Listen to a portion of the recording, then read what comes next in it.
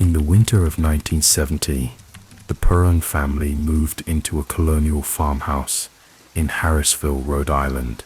From the outside, the property seemed idyllic, a sprawling home from the 1700s, surrounded by frostbitten fields and a stillness that felt almost sacred.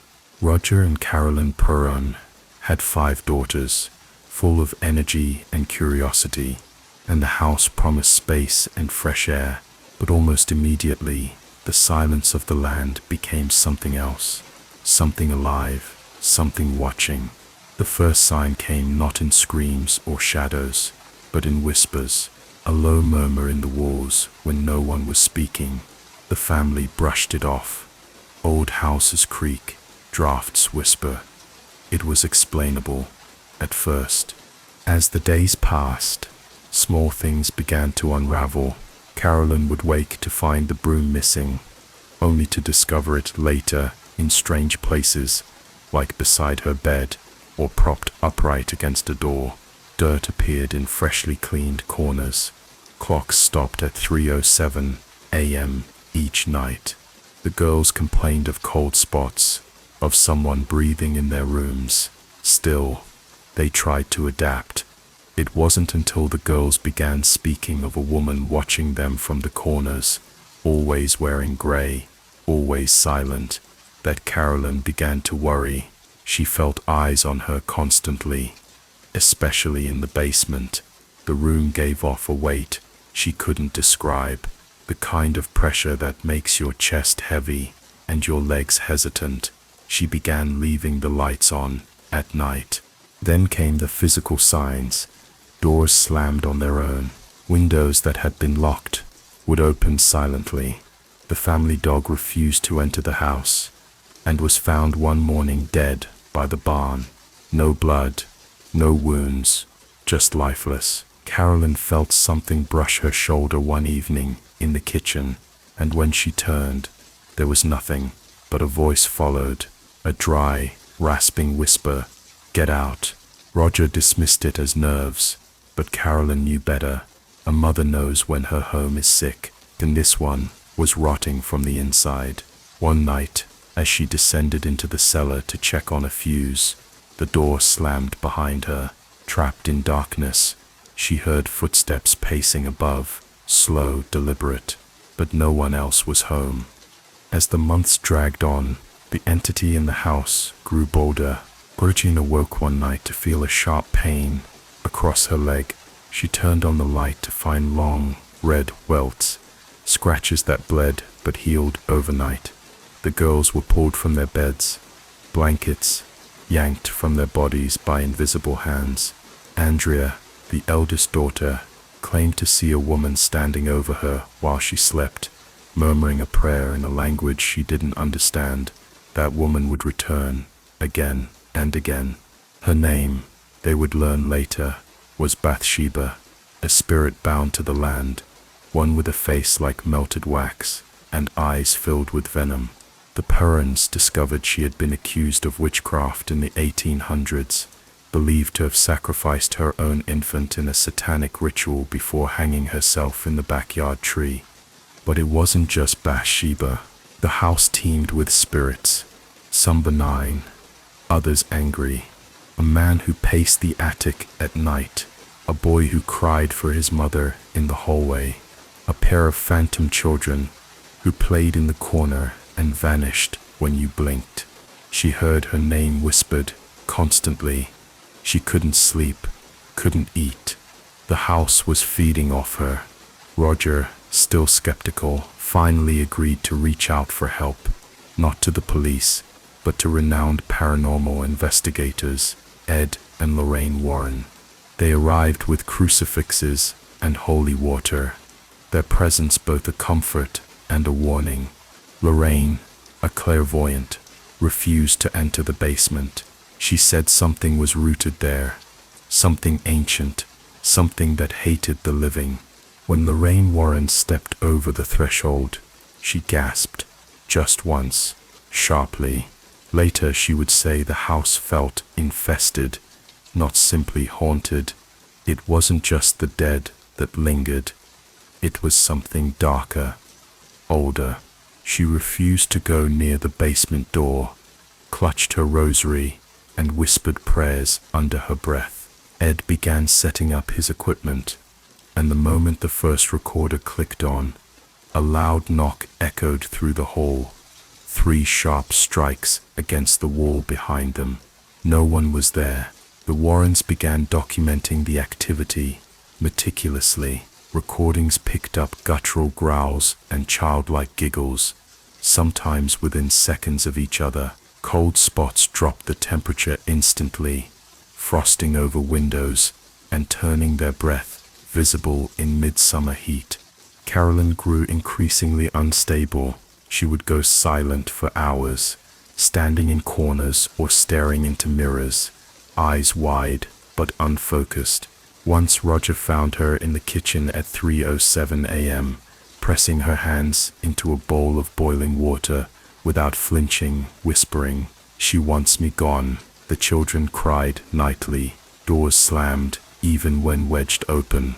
One night, Andrea screamed so violently the neighbors called the police. When they arrived, they found the room in disarray, furniture overturned, claw marks on the wall, and Andrea huddled in a corner with blood on her arms, and no memory of how it got there. Still, there was no evidence, no proof, just fear, thick, inescapable fear that hung in the air like mildew. Lorraine confirmed their worst fears. Bathsheba wasn't just a spirit. She was a parasite, feeding on Carolyn's soul. The family was divided on what to do. Roger wanted the Warrens to leave, fearing the media, fearing judgment, but Carolyn begged for help. One night, during a séance conducted by the Warrens, the house retaliated. Lorraine described what happened as the closest thing to a possession she'd ever seen. As the candles flickered and the air dropped to freezing, Carolyn convulsed. Her eyes rolled back, and she began to speak in a deep, growling voice, one not her own. She levitated off the ground, her body rigid, before collapsing into a sobbing, lifeless heap. After the séance, Roger threw the Warrens out, furious, claiming they had made things worse. And perhaps they had. Activity escalated. Shadow figures roamed the halls at all hours. Objects were hurled across rooms. The house seemed to groan at night, like something massive shifting beneath the floorboards. The girls refused to sleep alone. Carolyn rarely ate, her face pale and drawn, her voice a whisper, yet they stayed. They couldn't afford to leave. The house had them, financially, emotionally, spiritually. It wasn't a home anymore. It was a tomb with windows. The haunting lasted nearly a decade. The Perrons eventually moved, carrying the scars with them for life. Carolyn never spoke of the worst nights again. The girls would later write books, give interviews, but there was always a hesitation, a pause, when asked about certain things they saw, things that touched them, spoke to them, wanted them. The house still stands, and it still watches. Some who've lived there since claim nothing ever happened. Others refuse to speak, but those who know, who felt what the Perrons felt, agree on one truth: the dead don't always rest, and some houses are built on bones. As the months turned to years, the Perron family became shadows of themselves. The house no longer felt like it belonged to them. It was something they occupied under permission, and that permission could be revoked at any time. Carolyn, once vibrant and grounded, became hollow-eyed. Her speech slurred in the mornings, as though she hadn't slept for days. Sometimes she wouldn't recall entire nights. One morning, her daughters found her outside, barefoot in the snow, staring at the woods. When they called her, she turned slowly and said, "She wants me to join her in the ground." Her feet were bloodied from frostbite and broken glass. She remembered none of it. Andrea, the eldest, kept a journal. She wrote everything down, every whisper, every object that moved. Every time the air in her room turned thick and sour, the entries grew darker, scattered with drawings of faces that weren't quite human. One page simply read, "I woke up with hands around my throat, but no one was there. I know what death feels like now." Cindy, one of the younger daughters, often spoke to someone she called the Crooked Man. She said he lived in the wall behind her bed and only came out when it rained. She would sit for hours, her ear pressed to the plaster, nodding slowly, listening. When asked what he said, she replied, "He wants to wear Daddy's skin." The activity was no longer just spiritual, it was physical. Heavy objects lifted themselves off the floor and hurled across rooms. Plates shattered mid-air. One night, Roger was pinned to the bed, an invisible force crushing his chest, while Carolyn stood frozen in the doorway, unable to move or scream. Blood seeped from the ceiling above them, later revealed to be old rust from a leaking pipe, but the timing was too precise. The house responded to emotion. It fed off fear. Whenever someone cried or screamed, the temperature would drop and something would rattle deep within the walls. They brought in priests. Crosses were hung, holy water sprinkled, prayers shouted through every hallway. For a time the energy would settle, almost retreat, as if waiting, but it always came back. Stronger, angrier. Lorraine Warren later wrote that the house was never possessed. It was claimed. There was a difference. Possession could be undone, but this place belonged to Bathsheba and whatever else she had opened the door to. Some nights, they heard growling in the vents. Other nights, it was children sobbing. Once, the sound of a noose tightening on wood echoed through the parlor, followed by a thud no one could locate. Yet, the house never let them go completely, even after they moved in 1980. Even years later, the Perrons would feel it. The cold that didn't belong, the shadows that flickered too fast. Carolyn refused to talk about the tree in the backyard. Roger kept his cross tucked in a drawer. Andrea would dream of hands reaching out from beneath her bed. Still, well into adulthood, the farmhouse remains. People visit it now, ghost hunters and skeptics alike. But those who stay the night often leave changed, if they leave at all.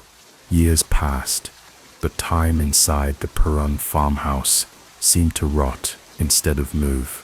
The house grew colder with each season, as if trying to preserve its own memory of sorrow, of violence, of Bathsheba. The family stopped inviting guests. Too many had fled after one night, terrified by footsteps that circled their beds, or the sound of babies crying through the walls where no children were. Andrea documented everything still, but even her journal began to change. Pages were torn out without explanation. Her handwriting morphed, shaky, uneven, like she was writing through someone else's hand. One entry simply read, "She sees me now." Carolyn rarely left her room. When she did, it was often in the dead of night, wandering the halls in silence, humming lullabies none of her daughters recognized. Her hair thinned, her voice cracked from disuse. Roger tried to hold the family together, but the strain wore on him. He began sleeping on the couch, afraid to lie beside his wife. Once he awoke to find Carolyn standing over him, clutching a shard of broken mirror. Her eyes were blank. Her arm trembled. When he called her name, she blinked and dropped it. "I was just looking," she said, and walked away. The youngest daughter, April, developed an imaginary friend she called Miss Thing. She would talk to her for hours, play hide and seek, and insist Miss Thing knew things about the house no one else did. She said Miss Thing didn't like Bathsheba. She said Miss Thing lived under the floor. One morning, April pointed to a knot in the wooden floorboards and said, "That's where she breathes." When Roger pried it open, out of paranoia, he found a hollow cavity filled with old bones, animal or human. No one could say. They buried them on the property, but that only made things worse. The house began to scream, not all at once, but in pulses, long, droning wails that came from the walls, the floors, even the chimney. They happened when the family prayed, when they tried to bless the rooms. Once they happened during dinner, shattering plates and glass. Neighbors stopped visiting. The postman refused to walk to the porch. The mail was left at the end of the driveway. The Perrons lived like outcasts, like prisoners in their own home, and still they stayed. Something about the house wouldn't let go, not just of them, but of their hope. It whispered promises that things would get better, that if they just waited, the silence would return. But there was no silence, only breathing, only footsteps, only the soft sound of Bathsheba's name being spoken where no mouths moved. The final year in the house felt like a fever dream. The boundaries between night and day blurred. Time no longer passed. It dragged. The Perron girls grew older, but their childhoods remained splintered, frozen in the icy grasp of what they had lived through. Carolyn, gaunt and quiet, rarely acknowledged her daughters. Her touch was cold, her presence distant. Andrea once whispered to Cindy, "She's not coming back." By then they had all stopped calling her Mom. She was just there, like the ticking clock that never told the right time, or the rocking chair that moved even when the windows were shut. It was Andrea who saw it last, the true form, or at least what her mind could handle. Bathsheba appeared in the corner of the attic, where no light ever reached, her limbs jointed wrong, her mouth hanging slack, as though unhinged. Her eyes weren't eyes at all, just sockets pouring a black mist that coiled toward Andrea like tendrils. She didn't scream, she simply backed out slowly, step by step, until the attic door slammed behind her. After that, she refused to go upstairs again. She slept in the parlor, wrapped in a blanket, one eye always open. Carolyn, oddly enough, seemed to improve after that. Less whispers, less wandering, but she spoke even less, as if the worst had passed through her and taken something vital. The Warrens tried to return once more. This time Roger turned them away at the door. He had aged 10 years in half that time. He didn't want more rituals, more cameras, more provocation. The family needed out, not answers. In the spring of 1980, they packed what they could and left in the middle of the night. They didn't sell the house immediately. They didn't speak to anyone. They drove with the windows down, just to feel air that didn't taste like sorrow. The ride was silent, each member of the family trapped inside their own mind, their own memories of that place. For years they refused interviews. Carolyn stayed withdrawn. Roger grew quieter. The daughters moved away, tried to live normal lives, but the house followed, not physically, spiritually, in dreams, in patterns, in the way Andrea would wake at 3:07 a.m. with a cold sweat, in the way Cindy avoided mirrors, in the way April never spoke about Miss Thing again, not even once.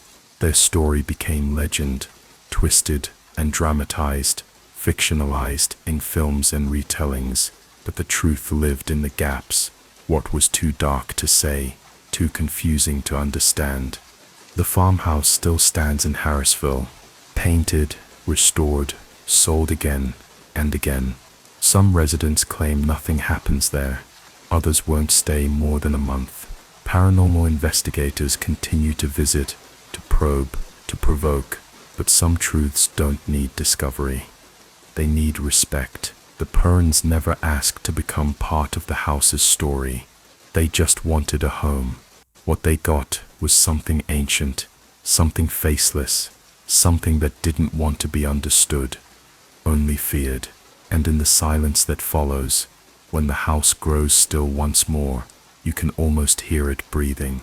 It began in August 1977 in a modest red brick council house on Green Street in Enfield, North London.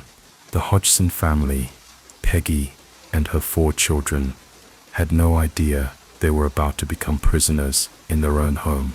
Theirs was a life marked by struggle, a single mother, working class, doing her best to keep a roof over their heads.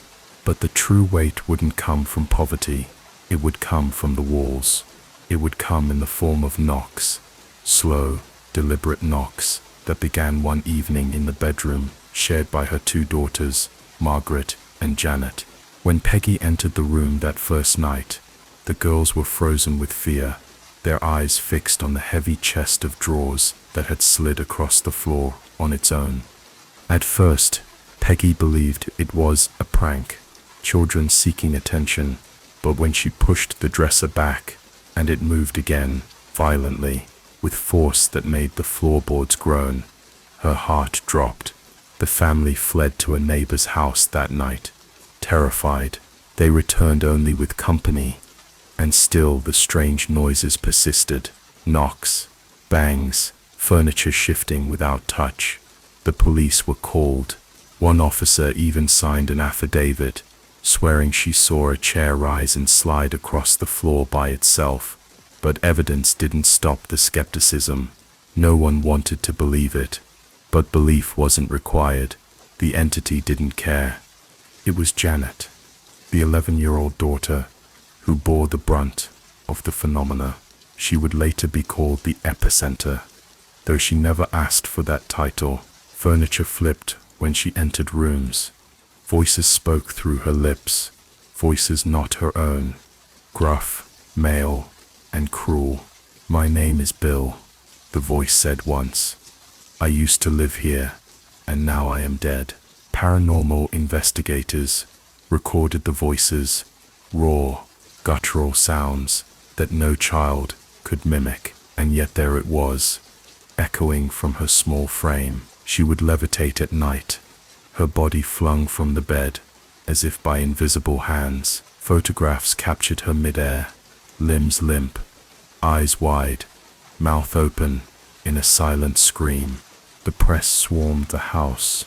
Paranormal researchers from the Society for Psychical Research arrived. Among them, Maurice Grosse and Guy Lyon Playfair. They would come to spend months inside the house, documenting every noise, every movement, every horrifying minute. The family's story became a national obsession and a national joke. People accused the girls of faking it. Janet herself admitted that, yes, she and Margaret had occasionally staged events, but only to test the investigators. The true occurrences, she insisted, were far worse. They were not performance. They were survival. She spoke of being thrown downstairs, of hands gripping her throat in the dark, of waking to voices, arguing in languages she didn't understand. Skeptics came and went. So did priests, scientists, reporters, and thrill seekers. But the Hodgsons stayed. They had nowhere else to go, and for nearly 2 years, they endured it. They slept in shifts. They stopped inviting friends over. They learned to live around the knocks, the cold gusts, the stench of urine that appeared without warning.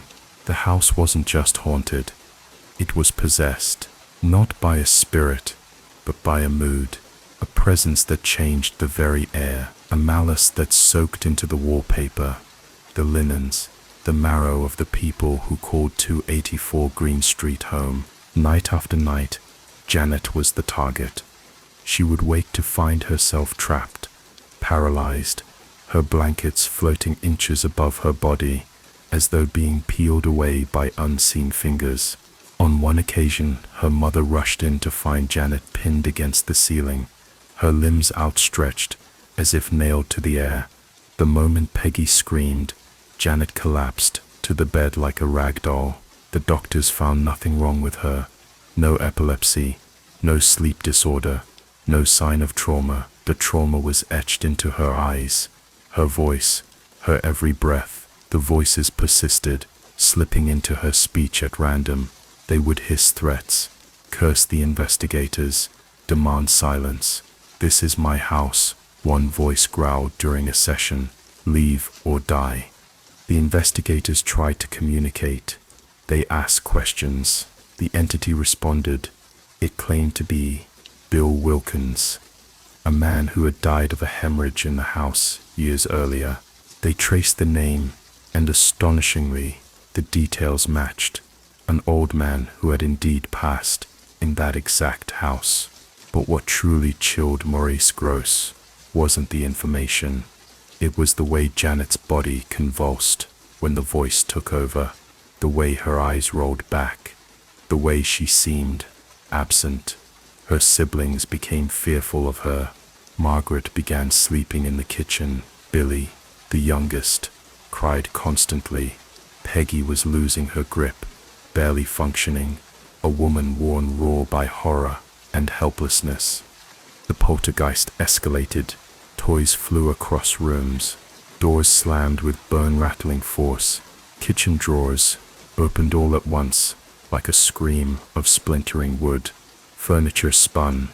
Upside-down crucifixes appeared, and a foul odor began to cling to the walls. The air thickened at night, charged with something that felt alive and angry. Janet was found one morning curled in the fireplace, her clothes covered in ash, claiming she had been dragged there by something cold and laughing. They tried to move her to a hospital for psychiatric evaluation, thinking perhaps it was all mental. But even there, the phenomena followed. Lights flickering, bedsheets torn, and still the voices. By early 1979, the activity began to wane, like a storm losing its rage. The knocks softened, the voices faded. Some speculated the entity had grown bored, others that Janet had simply aged out of its reach. She was nearly 13 now, and the fear had begun to harden into silence. The family never fully recovered. Though the press lost interest and the skeptics faded, the scars remained. Janet rarely spoke of it in later years. When asked, she would say only, "It's not something you forget. It's not something that leaves. It just hides better." The house on Green Street still stands. Residents since have reported the occasional chill, the odd sound in the walls, nothing like what the Hodgsons endured. But those who believe say the house isn't finished. It's just waiting for another voice, another child, another crack in the wall for it to crawl through. Because once something like that touches a place, it never truly goes away. It just waits for the night. Someone stops believing. After the storm had passed, the Hodgsons were left in the quiet aftermath, an eerie calm that didn't feel like peace, but like something lurking just out of reach. Janet, now a teenager, stopped speaking of the events. Her laughter, once frequent, became rare. She moved through the world as though waiting for the floor to shift beneath her again. Margaret was quieter too, often staring into the middle distance, flinching at sudden sounds. Their mother Peggy aged rapidly, her face drawn, her voice hushed. The house wasn't violent anymore, but it wasn't empty either. The energy had changed. It no longer screamed, it whispered. Visitors still came, paranormal enthusiasts, journalists, skeptics, all hoping to find a trace of what had made this ordinary home extraordinary. The walls had been scrubbed, furniture replaced, but the air still felt off, like it held a memory. Janet would sometimes pause on the stairs, gripping the banister, claiming she could still hear the distant sound of Bill's voice, calling from the room they once shared. Other times, She swore something watched her from the mirror, something that blinked when she did not. Over time, they stopped inviting people in. The house closed up like a wound, scarred but not healed. Years later, when interviewed again as an adult, Janet confirmed what many suspected.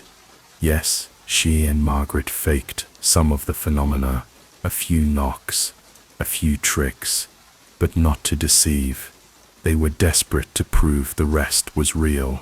We needed them to believe, she said, because the real things, the ones that hurt us, those were still happening, even when the cameras were off. Her voice cracked as she spoke. She had seen psychiatrists, priests, investigators, but no one had ever made it stop. They had all just come and gone, like tourists in a war zone. Eventually the house was sold. New families moved in. Most reported nothing. Some left quietly. A few claimed the pipes banged too often, that the walls sometimes whispered. The children complained of bad dreams, but nothing that couldn't be dismissed. Nothing like before. Still, the story endured. Books were written, films were made. The name Enfield became synonymous with poltergeist, with possession, with the inexplicable horror of the unseen. But for the Hodgsons, it was never a story. It was their lives, fractured, reassembled, and haunted, not by ghosts, but by memory. And that's the truth of hauntings. They don't always rattle chains or scream in the dark. Sometimes they just sit quietly, waiting to be remembered. And when the lights go out and the house creaks just so, they return, not as monsters, but as moments, as voices you can't forget, as shadows that still know your name. The haunting began in the fall of 1817 on a quiet patch of farmland in Robertson County, Tennessee. John Bell, a respected farmer and patriarch, had carved out a peaceful life with his wife Lucy and their children. Their home sat near the Red River, surrounded by quiet woods and rolling hills, a tranquil life until the knocking started. At first, it was subtle, taps on the walls at night, then footsteps, loud and heavy, pacing the floors while the family lay frozen in bed. The sound came from within the house, from walls too thin to hide anything. But when John Bell searched, there was nothing, no animal, no intruder, just cold air and silence. It escalated fast. Blankets were ripped from beds, pillows thrown across rooms.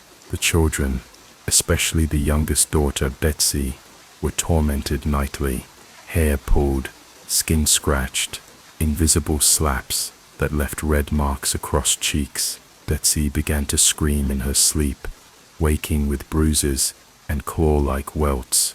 The Bell family prayed. They recited scripture aloud, but the presence only grew bolder, more intelligent, began to speak. At first whispers, then full sentences, a voice, old and female, mocking them from the shadows. It introduced itself not by name, but by vengeance. "I am the Witch of Kate Batts," it claimed, referencing a neighbor long accused of odd behavior and rumored to be a witch.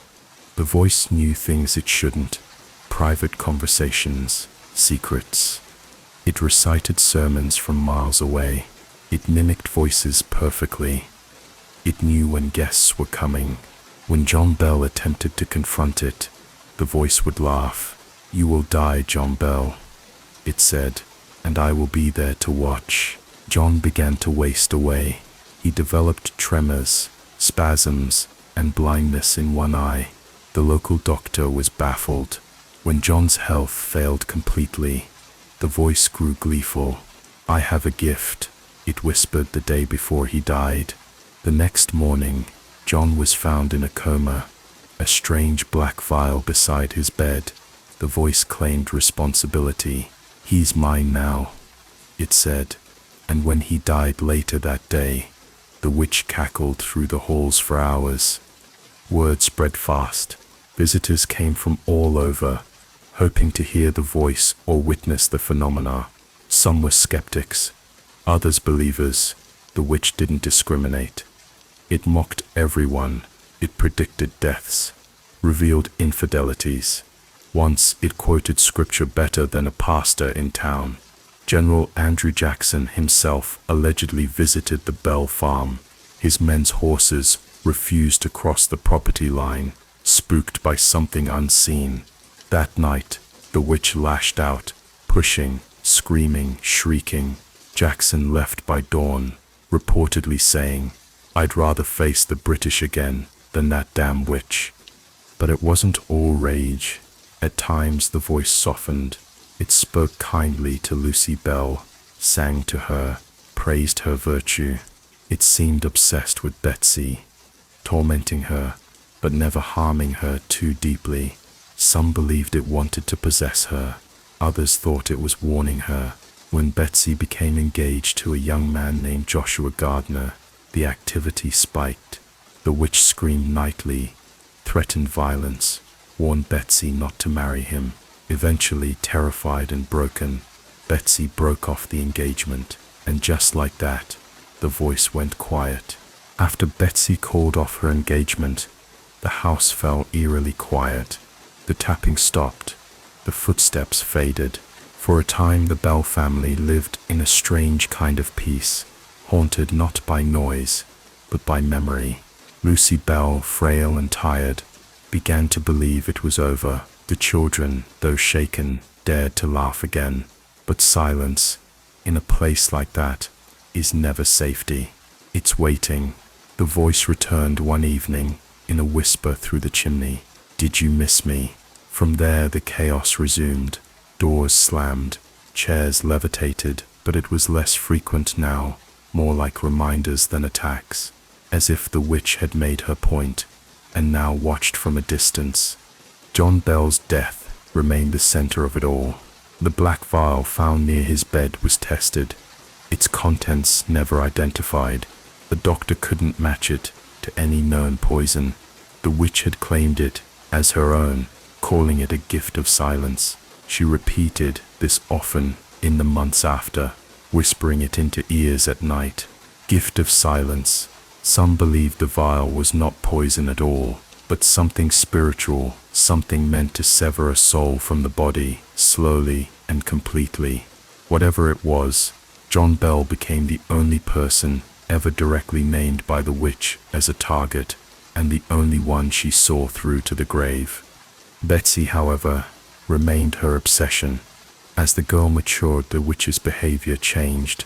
Less violence, more presence. She would speak to Betsy softly, like a lullaby, calling her by pet names, weaving herself into Betsy's dreams. The girl began sleepwalking.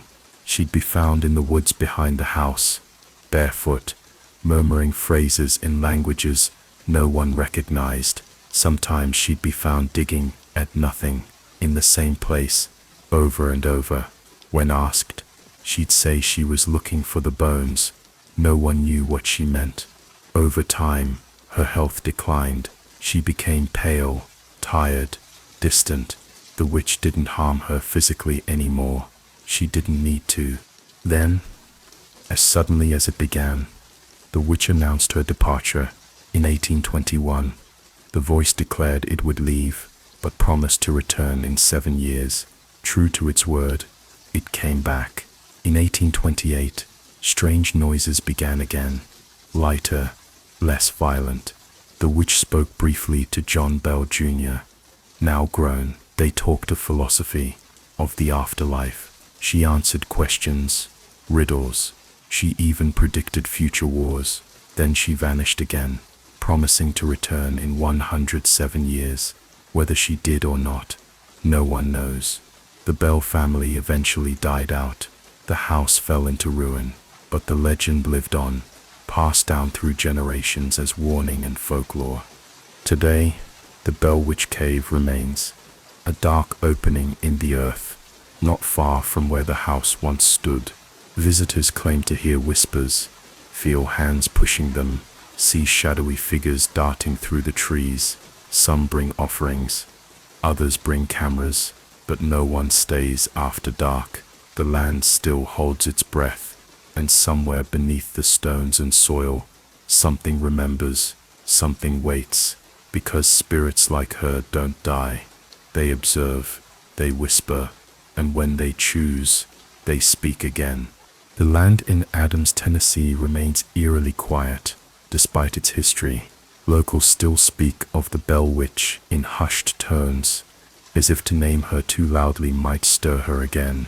Visitors who walk the old paths where the Bell farmhouse once stood often report the same sensation: pressure, not pain exactly, but an invisible weight pressing down on the chest, as though the air itself were watching. The cave nearby, rumored to be her final resting place, or perhaps her lair, draws the curious and the brave. But even those who descend into it with skepticism often come out different, pale, shaken. Some report whispers echoing through the stone when no one else is inside. One man said he heard a woman singing a hymn in a voice older than time. But the legend isn't just a relic. Strange occurrences have been documented well into the 20th and 21st centuries. Car engines die near the site, batteries drain without reason, equipment malfunctions, hikers go missing for hours, returning confused and cold, unable to explain where they went. Psychics claim the spirit is still active, restless, resentful, and deeply aware of those who step too close to her name. Others say the spirit isn't the same one that plagued the Bells, that something even older has attached itself to the land. A primal force that once wore the guise of a witch, because that's what the Bell family could comprehend. Historians have debated for centuries whether the haunting was real.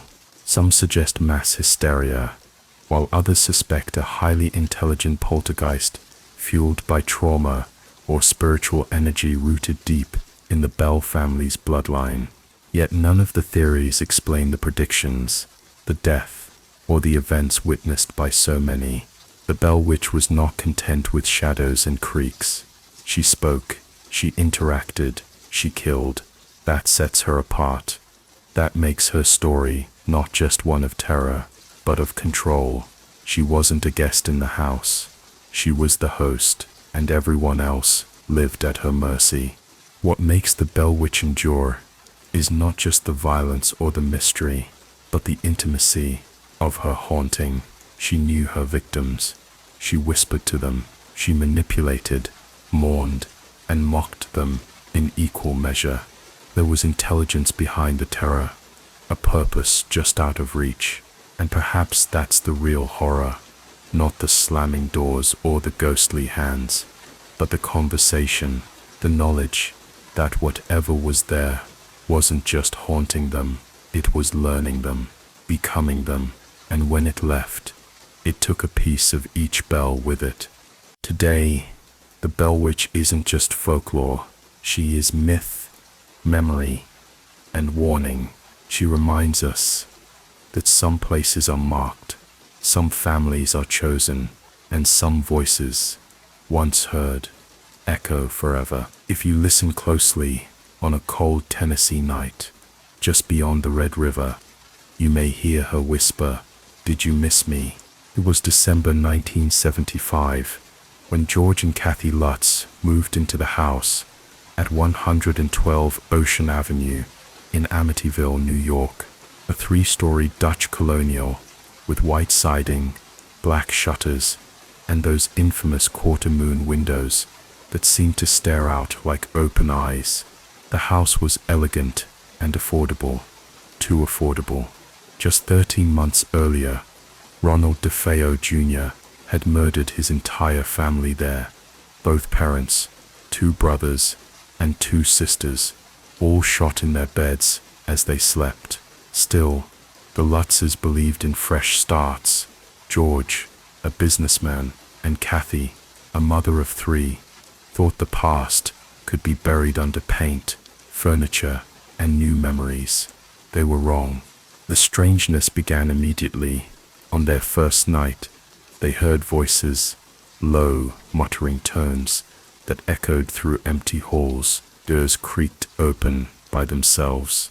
The front door was found torn off its hinges one morning, though the deadbolt remained locked. Rooms were ice cold, regardless of how high the thermostat was set.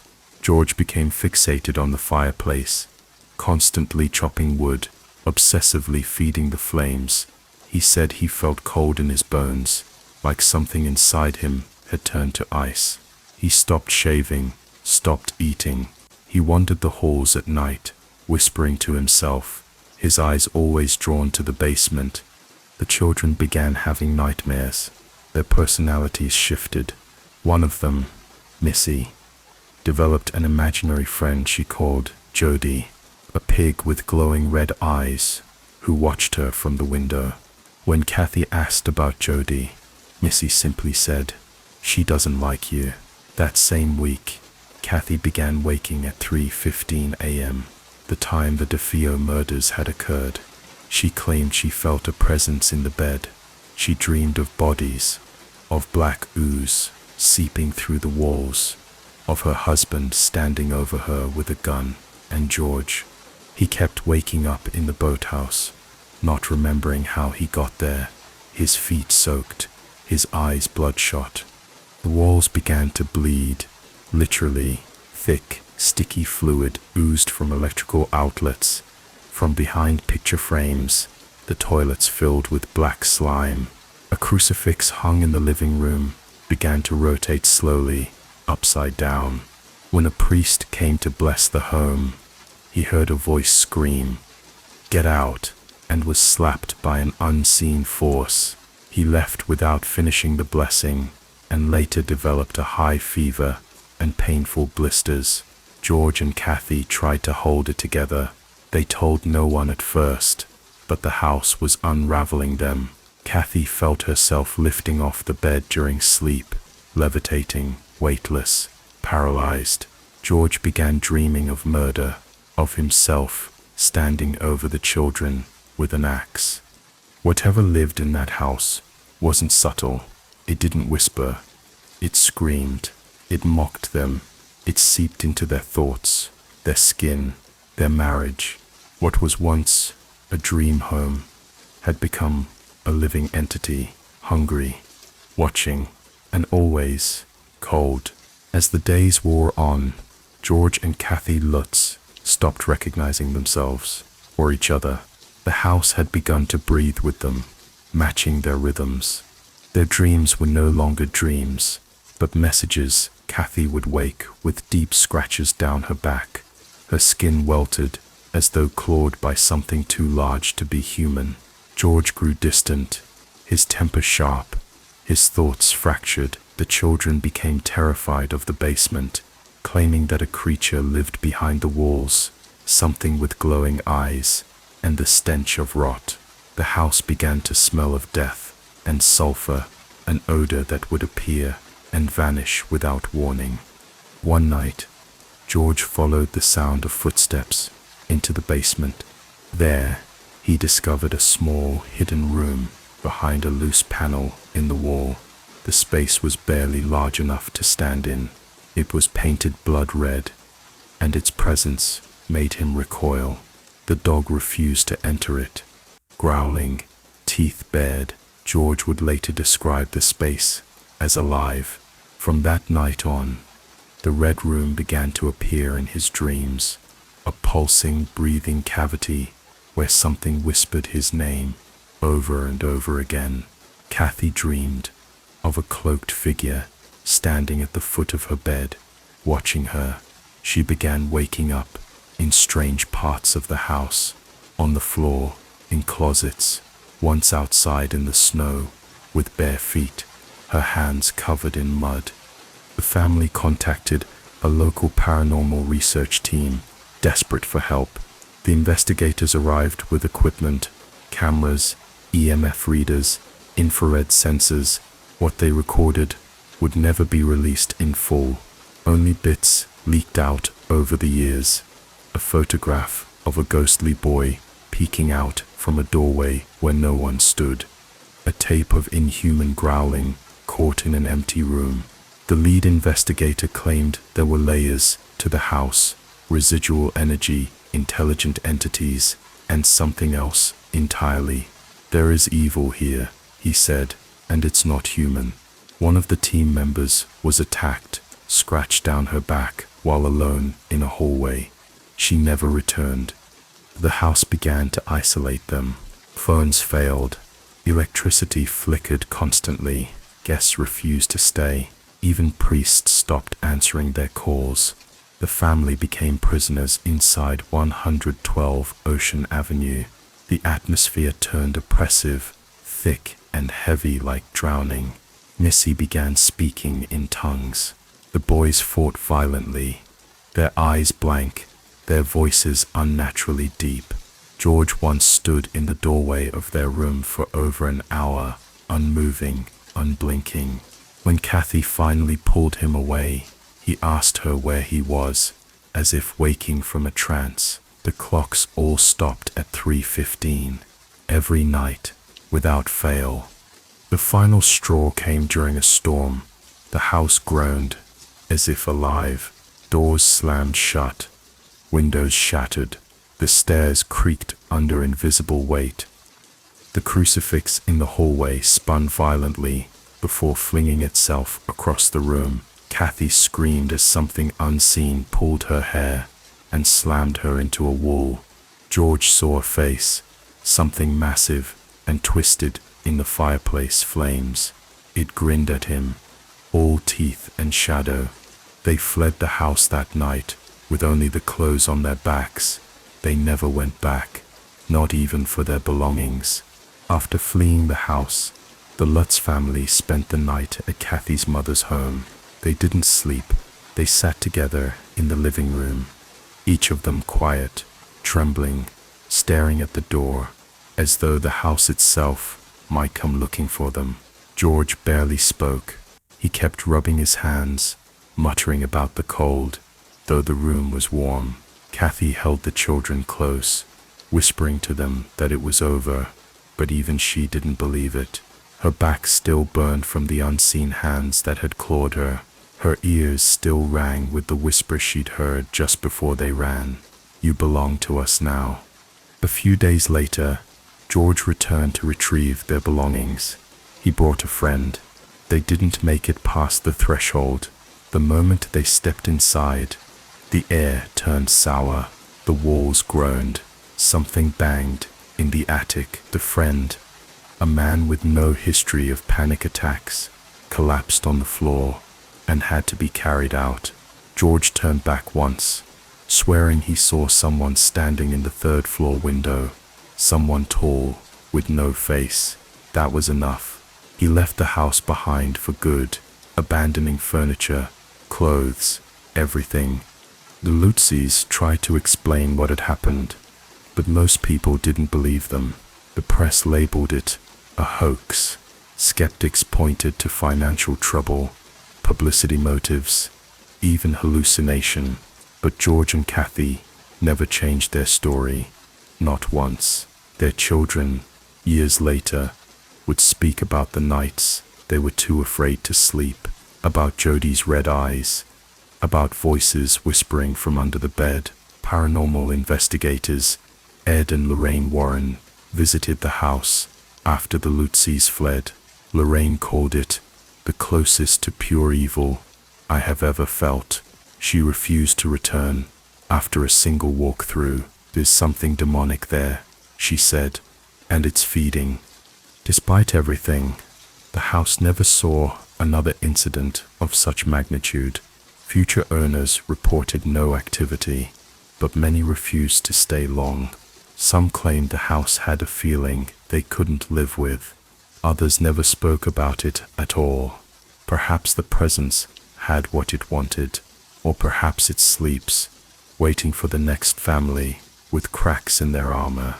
The house still stands, though its infamous quarter-moon windows were changed, its address renumbered, but history is not so easily erased. And the truth, it doesn't lie in photos or tapes or books. It lies in the faces of the Lutz family, in the way their voices tremble even years later, in the way George refused to light another fire in any home they ever lived in the way Kathy flinched when clocks struck 3:15. Evil doesn't always need proof. Sometimes it just needs witnesses.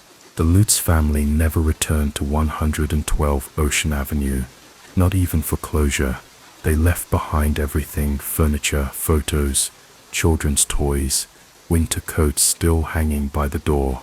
For years they refused to speak publicly about the full extent of what happened. What they did share always came with hesitation, like speaking of the house was enough to call it back. George grew more withdrawn with time. He said the house had changed him. That part of him had stayed behind. He often stared into fireplaces in their new homes, but never lit them, not once. Kathy had recurring nightmares of hands reaching out from beneath their bed, dragging her back to a place she thought she'd escaped. In interviews, the children, now adults, confirmed the haunting's impact. One described it not as a story, but as a scar. They spoke of mood swings, anxiety, sleep paralysis, and a persistent feeling of being watched long after they moved. Missy never spoke of Jody again. When asked about her imaginary friend, she would simply look away and say, "That wasn't a friend." Psychologists tried to explain it all away, suggesting mass hysteria, trauma, or shared delusions. But none of those diagnoses accounted for the scratches, the photographs, the cold, or the impossible timing of so many things that went wrong. In time, the Amityville story took on a life of its own. Books, movies, and media shaped it into legend. But legends often lose the raw horror of truth. What happened inside that house wasn't cinematic. It was corrosive. It was slow and personal. A kind of haunting that didn't announce itself with ghosts in mirrors or flying chandeliers. It seeped in, like mold in the walls, turning a family against themselves, breaking them from the inside. The horror was in the erosion of trust, the paranoia, the helplessness of watching everything slip through your fingers. The house still stands. It has been repainted, remodeled, renamed, but locals still lower their voices when they pass it. Some cross the street without realizing why. A few swear the windows still watch. Others say nothing ever happened there at all, that it was all fiction. But fiction doesn't leave claw marks. Fiction doesn't scream at priests. And fiction doesn't make people abandon their lives in the dead of night, never to return. So whether you believe the Lutz family or not, one thing remains undeniable. Something lived in that house. Something cold.